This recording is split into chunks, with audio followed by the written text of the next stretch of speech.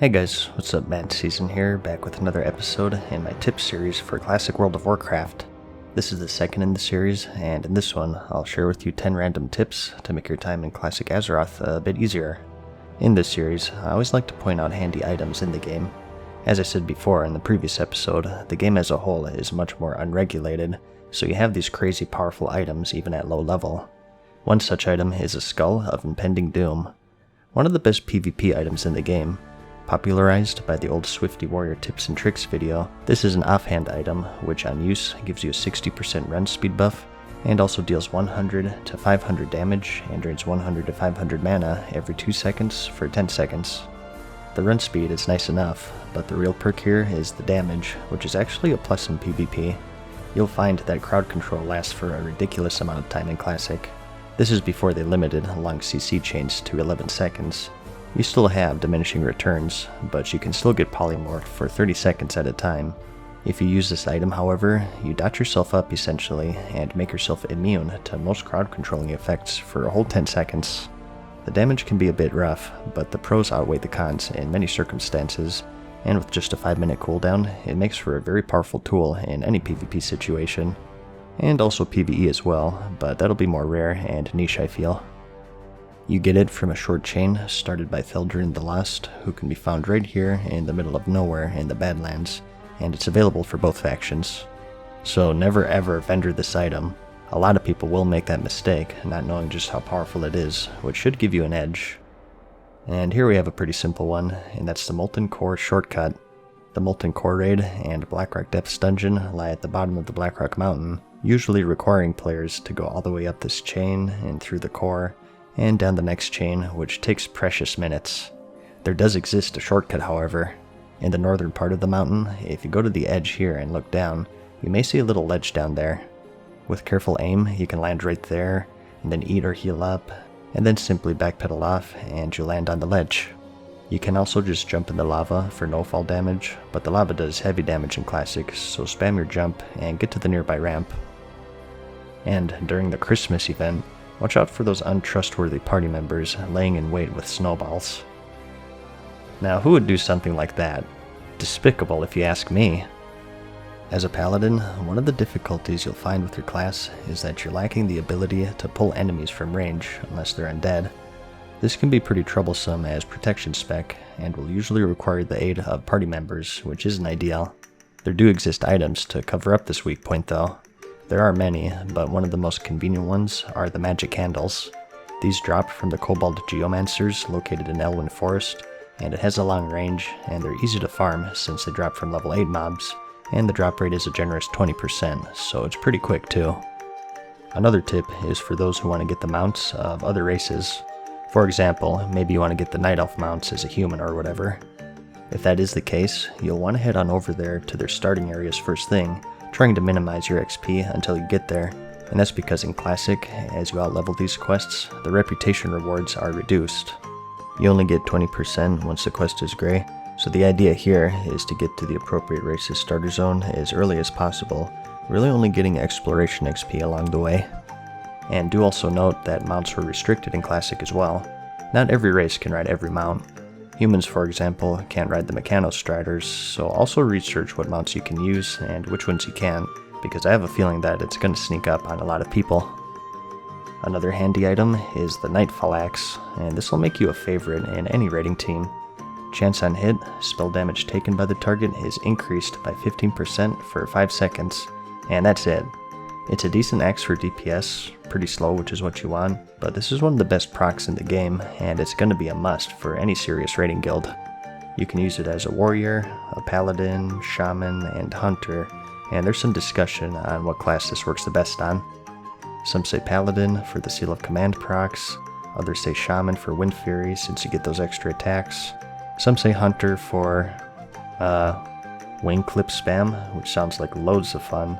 Personally, I think it's probably the best for off-tank warriors if you really want to optimize things, since you're not really eating up a raid spot. The idea is that you just switch to Nightfall when you aren't tanking. But whatever you decide, it's a big asset to a raid, and it'll help quite a bit. And next, we have a couple more handy items here, one for the Horde and one for the Alliance. In the last video, we talked about the magic dust and the jungle remedy. Now unfortunately, these next items are both one-time rewards. You can't farm them like those other items, but they're still quite powerful and worth mentioning, I think. The sticky glue is for horde players.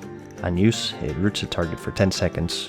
Pretty self-explanatory here, more useful for PvP when you get into sticky situations.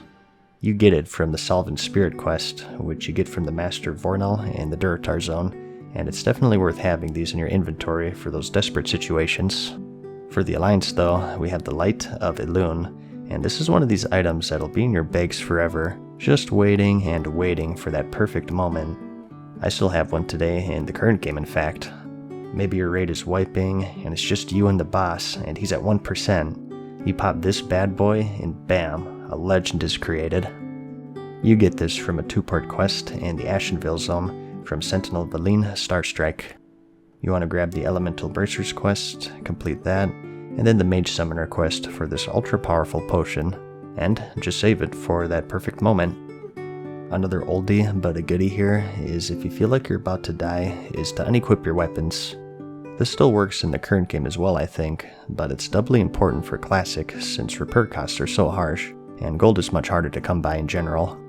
Of course, when you die, your equipped items lose durability, and with weapons being the most expensive to repair, make the following macros so you can quickly get your weapon in your bags to save yourself some valuable gold. This actually unequips every piece of gear with durability, so if you're a rogue or a hunter, you can get more use out of this by spamming it after a vanish or feign death. Of course, when you're in combat, you can only unequip your weapons though. Do note though that Resurrection Sickness gives durability damage to everything in your bags, so this trick doesn't work with that unfortunately. And a classic fail with the game that you'll no doubt encounter has to do with escort quests. There are many of these in the game that you start via a quest, and if you're in a group, it auto-shares with any group members, which is good, no problem there, but oftentimes these quests are chains, and to get the actual escort part, you have to turn in the previous part. So typically what would happen is that someone would turn in the first part, get a bit too antsy, and immediately start the escort, and everyone else in the group would be screwed basically. This would happen with the Razorfen Downs escort with Belnistraz. For some reason, he gives you a prerequisite quest before the escort where you just talk to him, which confuses people.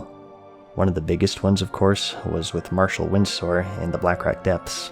This is part of the Alliance's Onyxia attunement chain. In the finale, you need to escort him out of the dungeon, which required a lot of pre-clearing of all of the packs, or else he'd just run in and die. It took forever, and it was the worst feeling in the world when you went to the trouble of clearing everything, and then someone accepted the escort too quickly before everyone was ready, and you'd have to do it all over again. I can't even tell you how often that happened back then, so please, save yourself and your group mates some heartache, and make sure that everyone is up to speed with the escort quest before you start it. Speaking of keying though, one that you'll need as Alliance is the Searing Gorge key. To get it, you need to kill the Thunder Lizard, Margal the Rager, in the Searing Gorge, and bring back his horn to Mountaineer Pebblebiddy, who's located at the northern entrance of the tunnel. So to get the key to the Searing Gorge, you need to be in the Searing Gorge. Normally, you'd go all the way through the Badlands and wrap around, but there does exist a shortcut. Head north a bit up this mountain range up here, and with some careful jumping, as you can see in this footage, you can actually reach the zone.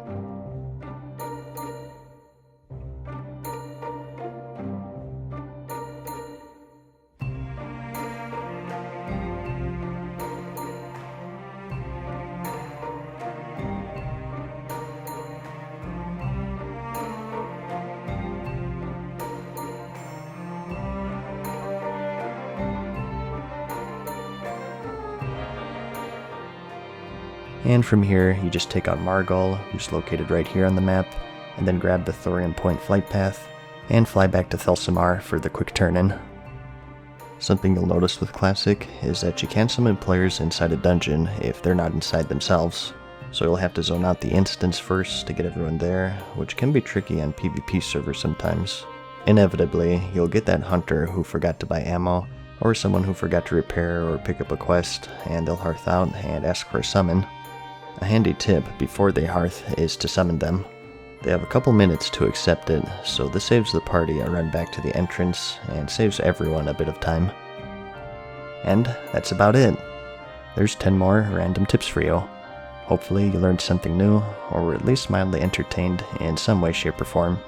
If so, like the video if you liked it, and I'll see you in the next one. Peace.